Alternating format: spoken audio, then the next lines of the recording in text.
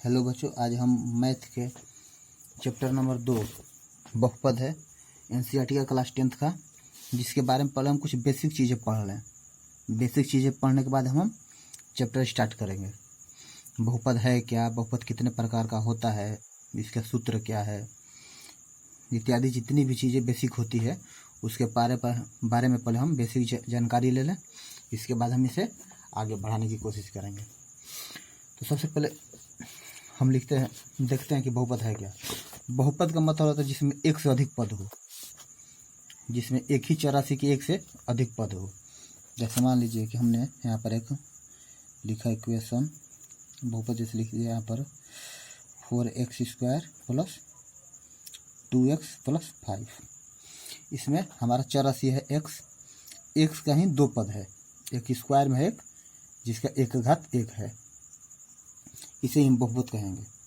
हम देखते हैं इसमें जो बहुपद का घात है वो क्या कहता है। हम सबका डेफिनेशन लिखते चले जा रहे हैं, आप लोग भी लिख लेना। सबसे पहले हम लिखते हैं बहुपद का घात क्या कहलाता है। बहुपद का घात, बहुपद का घात,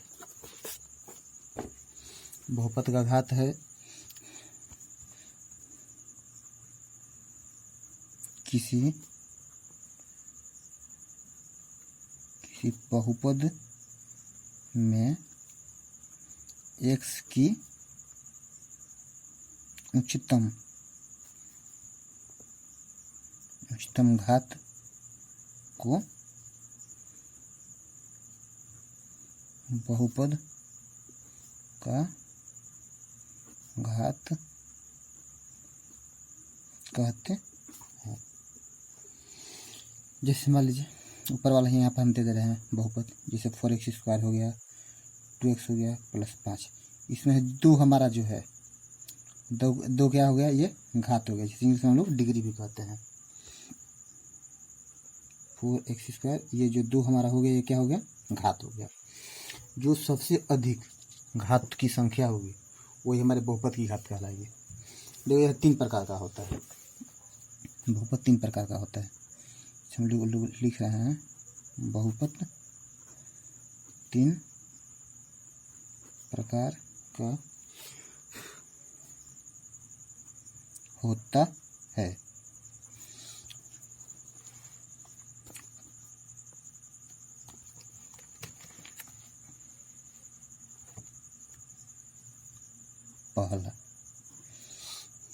पहला है रैखिक बहुपद। रैखिक बहुपद जिसे हम इंग्लिश में लीनियर इक्वेशन कहते हैं, पोलिनोमियल, सॉरी, लीनियर पोलिनोमियल कहते हैं।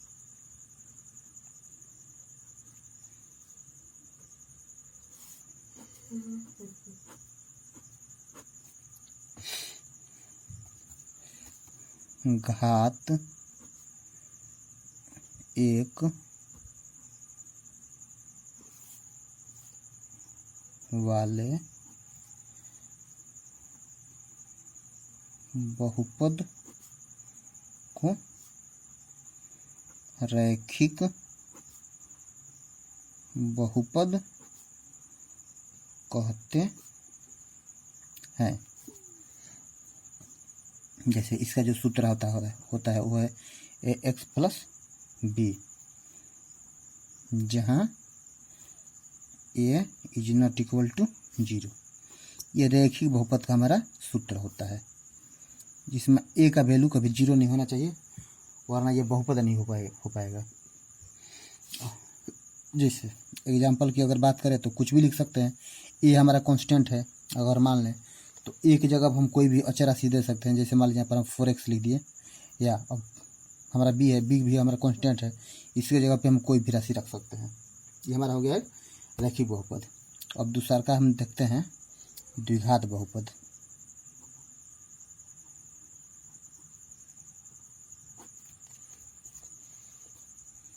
द्विघात बहुपद जिसे अंग्रेजी में बोलते हैं quadratic polynomial, QUADRA, quadratic polynomial.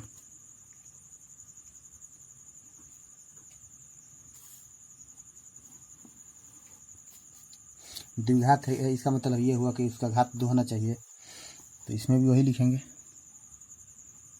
घात 2 वाले बहुपद को द्विघात बहुपद कहते हैं। जिस बहुपद का घात 2 उसे हम लोग द्विघात बहुपद कहेंगे। अगर इसके हम लोग सूत्र की बात करें तो इसका होता है ax² + bx + c, जहाँ a ≠ 0। मतलब किसी भी बहुपद में जो हमारा कांस्टेंट है वो कभी 0 नहीं होना चाहिए। तो पहला पद ही हमारा खत्म हो जाएगा। मान लीजिए एक जगह पे आप हम 4 रख दे रहे हैं, तो 4x² होगा। अगर 0 रख दिए तो हमारा x² 0 हो जाएगा, फिर बहुपद बन ही नहीं पाएगा।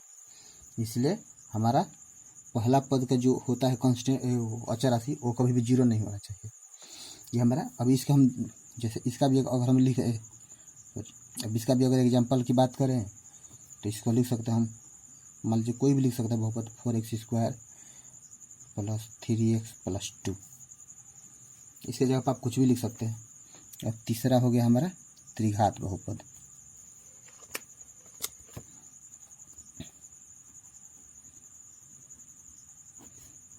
त्रिघात बहुपद जिसे हम लोग अंग्रेजी में क्यूबिक पोलिनोमियल कहते हैं, क्यूबिक पोलिनोमियल। त्रिघात मतलब इसका पद इसका घात 3 होना चाहिए। घात 3 वाले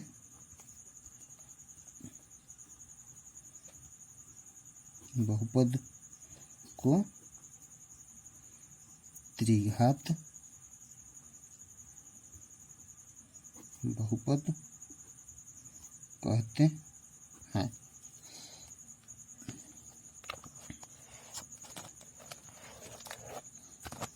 अब इसके सूत्र की बात करें तो हो जाएगा हमारा इसका सूत्र ax³ + bx² + cx + d, जहाँ a ≠ 0।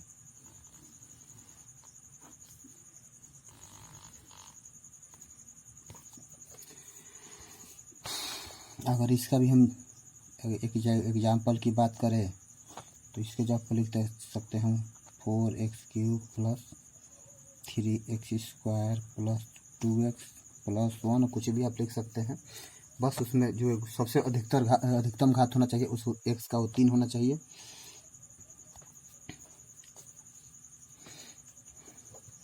अब हो गया।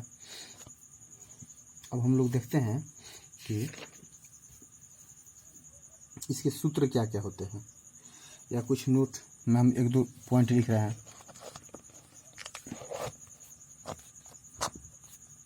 जैसे आप लोग देख लीजिए, नोट में हम लिख दे रहे हैं, कहीं कहीं में काम आ जाती है छोटी छोटी चीज़ें।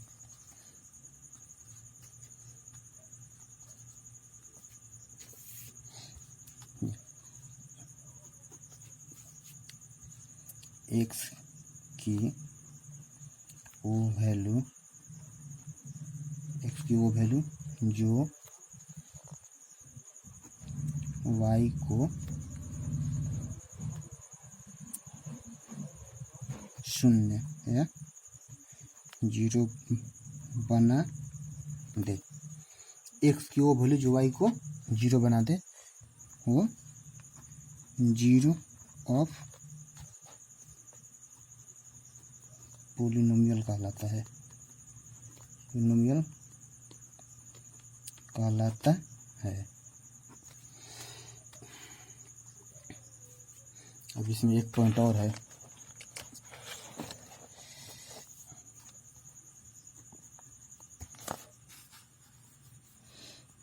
y की वैल्यू हमेशा x अक्ष पर क्या होती है, 0 होती है। हमेशा x अक्ष पर 0 होती है। इसी प्रकार जो x का वैल्यू होगा वैल्यू वो y पर 0 होगा।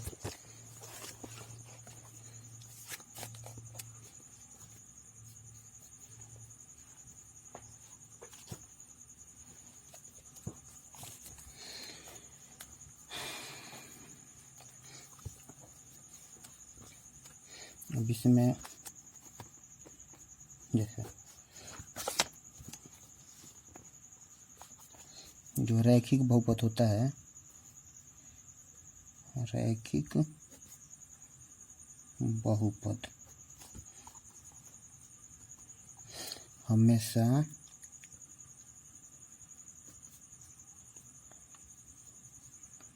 एक्स अक्ष चाहे एक्सिस एक्स एक्सिस को किसी एक बिंदु या पॉइंट, किसी एक पॉइंट पर क्या करता है, इंटरसेक्ट करेगा, इंटरसेक्ट करेगा। अगर किसी रैखिक बहुपद को अपने ग्राफ पर चलना शुरू करेंगे तो वो कोई रैखिक बहुपद अगर रहेगा तो वो एक पॉइंट पर ही, किसी एक अक्ष पर उसको किसी एक पॉइंट पर ही काटेगा। वैसे ही अगर द्विघात बहुपद रहेगा तो 2 पॉइंट पर काटेगा, त्रिघात रहेगा तो 3 पॉइंट पर काटेगा। तो जैसे रैखिक का हमारा सूत्र होता है x प्लस p, तो यार a is not equal to 0। अब इसका हमारा घात कितना है, x का हमारा घात यहाँ पर क्या छिपा है, x छिपा है। तो जो x छिपा है जितना घात रहेगा वो x अक्ष से उतना ही बार इंटरसेक्ट करेगा। ये रैखिक बहुपद हो गया। जैसे हो गया द्विघात बहुपद, द्विघात बहुपद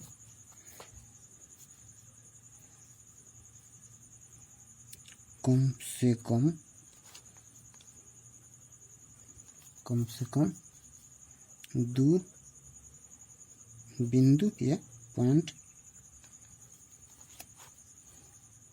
पर या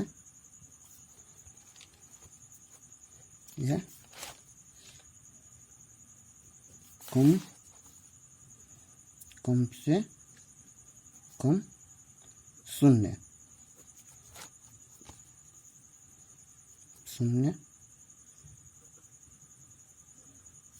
0 पॉइंट पर इंटरसेक्ट करेगा, इंटरसेक्ट करेगा।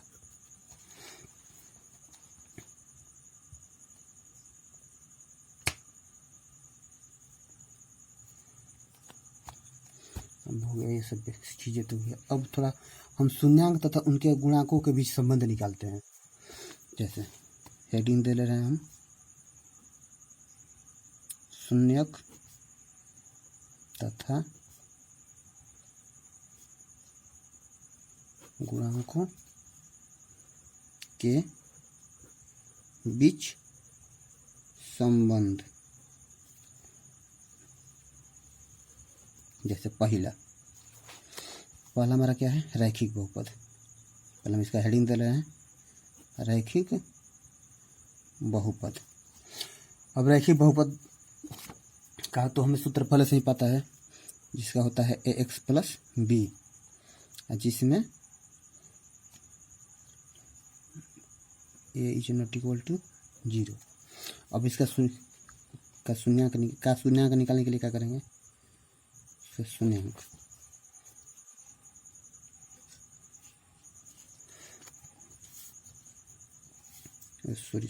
शून्यक। तो इसका हम निकालेंगे अल्फा बराबर माइनस बी बटा में ए, माइनस बी बटा ए। अब इसमें अल्फा ये हमारा बी क्या है, माइनस, तो जो बी होता है हमारा अचर पद होता है। अब यहाँ पर देख लीजिए क्या है, ये तो हमारा चर पद हो गया, ये क्या हो गया हमारा अचर पद। तो बी क्या होता है, ये अचर पद होता है। बट्टा में ए क्या होता है हमारा, जो हमारा एक्स है, एक्स का क्या है, गुणांक है। तो यहाँ पर क्या लिखेंगे, एक्स का गुणांक हो गया। ये हमारा हो गया रैखिक बहुपद है। अब हम द्विघात बहुपद का लिखते हैं, द्विघात बहुपद।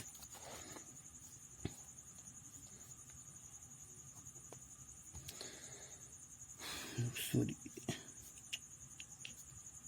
यहाँ पर जीरो का द्विघात बहुपद हमारा क्या हो गया, a x square plus b x plus c होगा इक्वल टू 0 के शून्य।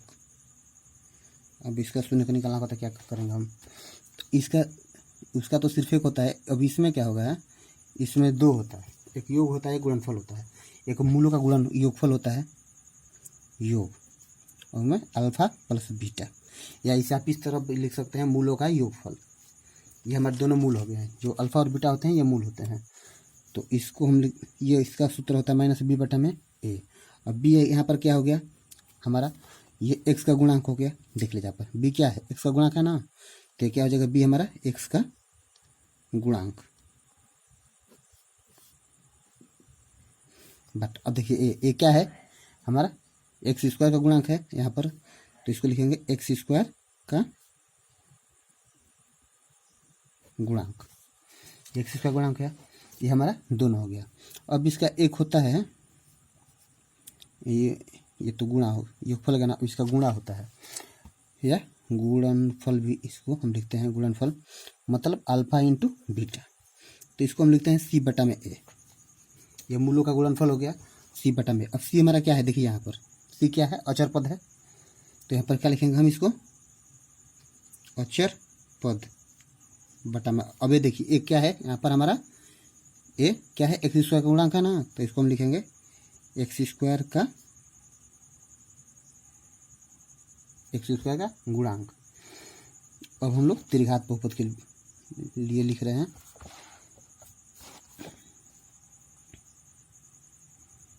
त्रिघात बहुपद। अब इसका सूत्र क्या होता है, a x cube plus b x square plus c x plus d is equal to 0। या लिखे न लगे 0 कोई दिक्कत नहीं, के शून्य 0 छोड़, कोई जरूरी नहीं 0 लिखने का, के शून्य। अब देखिए इसका भी तो होता है योगफल, तो योगफल। अब योगफल में देखिए त्रिघात बहुपद में से 3 पद होंगे, तो 3 पद इसमें क्या हो जाएगा, एक हो जाएगा अल्फा, एक बीटा, एक क्या हो जाएगा हमारा गामा। हमारे मूल्य तीनों क्या होंगे, अल्फा बीटा और गामा। अब इसका भी सूत्र तो सबका सेम ही होता है, माइनस बी बटा है। अब देखिए यहाँ पर बी क्या है, एक्स स्क्वायर का गुणांक है ना, तो इसको हम क्या लिखेंगे, माइनस एक्स स्क्वायर का गुणांक बट्टा में। अब ये हमारा क्या है, एक्स का पावर क्यू है ना, उसका गुणांक है, तो इसको क्या लिखेंगे हम, एक्स क्यू का गुणांक। ये हो गया हमारा योगफल का। अब एक होता है इसका गुणनफल, गुणनफल इसका क्या होता है, अल्फा बीटा और गामा। इसका क्या होता है सूत्र, माइनस डी बाई ए। अब देखिए इसमें हमारा डी क्या है, अचर पद है, और ए क्या है, एक्स क्यू का गुणांक है, तो लिख लेंगे वही माइनस डी क्या है, अचर पद, नीचे क्या हो जाएगा, एक्स क्यू का गुणांक। अब ये हमारा हो गया। अब एक तीसरा इसमें होता है A B C,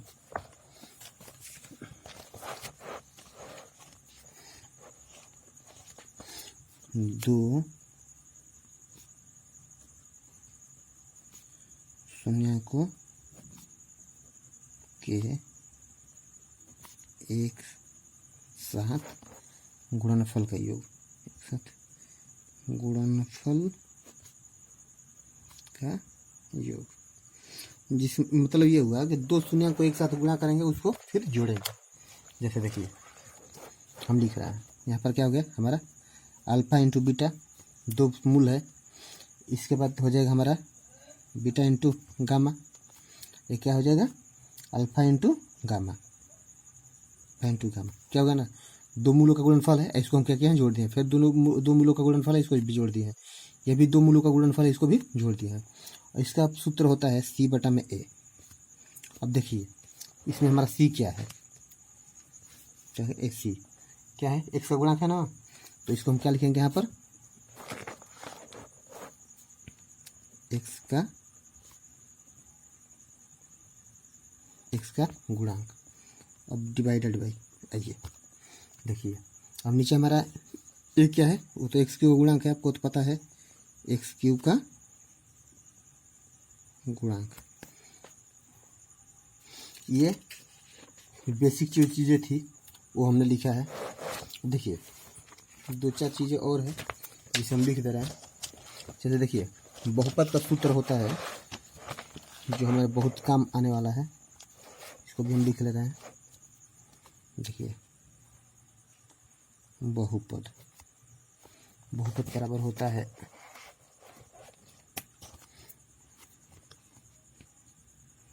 x square minus alpha plus beta into x plus alpha into beta. ये होता है बहुपद का सूत्र, आगे चल के हमें बहुत काम आने वाला है। देखिए अब इसको अगर डिटेल्स में लिखे तो हम कैसे लिख सकते हैं। जैसे एक्स स्क्वायर का तो ये हमारा चर पद है, एक्स स्क्वायर लिख दिया माइनस, अब ये हमारा क्या है मूलों का योगफल है, तो इसको हम यहाँ पर लिख सकते हैं मूलों का योगफल। हमारे यहाँ पर दो मूल क्या है अल्फा और बीटा, इसको हम क्या करेंगे एक्स से गुणा करते हैं, प्लस यहाँ पर मूलों का क्या है गुणनफल है, तो यहाँ पर लिख देंगे मूलों का गुणनफल। ये इसका डिटेल में है, समझने के लिए ज़्यादा बेहतर है। ये हो गया। अब इसका तो हमने थ्योरी लगभग सभी लिख दिया, जो जो चीज़ें हमें काम आने वाली है। अब रह गया इसका प्रश्नमाला। हम 2.1 स्टार्ट करते हैं।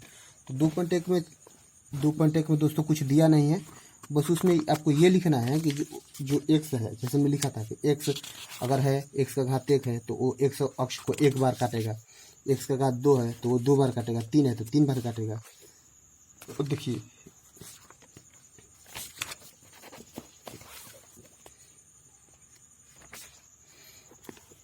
इसमें क्या बोल रहा है, बोला है किसी बहुपद पी एक्स के लिए वाई बराबर पी इंटू एक्स का ग्राफ नीचे आकृति 2.10 में दिया गया है। प्रत्येक स्थिति में पी एक्स के शून्यकों की संख्या ज्ञात कीजिए। पी एक्स के शून्यकों की संख्या का मतलब यह हुआ है एक्स अक्ष को कितनी बार कोई बहुपद काटा है। देखिए यहाँ पर एक्स अक्ष को एक बार भी नहीं काटा है, क्या हो जाएगा 0 हो जाएगा या 2 भी होगा, क्योंकि जब हम लिखे हैं आप देखे हैं कि उसमें या तो द्विघात बहुपद रहेगा तो या तो 2 बार काटेगा या एक बार भी नहीं काटेगा।